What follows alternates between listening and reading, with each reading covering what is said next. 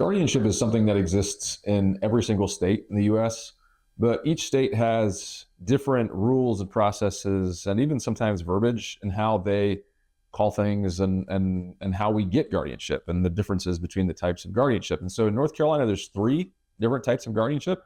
And actually the third is a combination of the first two. And so first is guardian of the person. And that's probably the most common form of guardianship that people petition for, especially for disabled adult children who are newly 18, just to basically keep affairs like healthcare, whether we go to school or not, where we live, and those sort of things, the personal rights of an individual. That's generally going to be what's under guardian of the person. And so often that's going to be a parent seeking to still have authority over a child when they become 18, but they're unable to make decisions for themselves, or it would be really risky and not safe and not smart to allow them to coordinate their own affairs by themselves without any sort of assistance.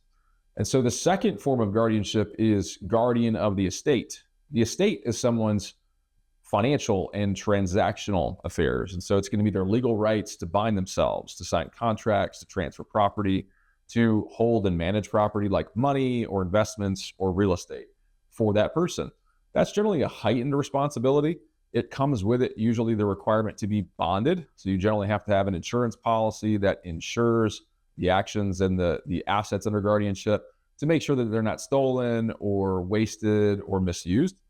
It also is going to come with an accounting requirement. So we have to make sure that we're showing to the court what we're doing with all this money, with all this property, to make sure that we're, having some accountability and oversight.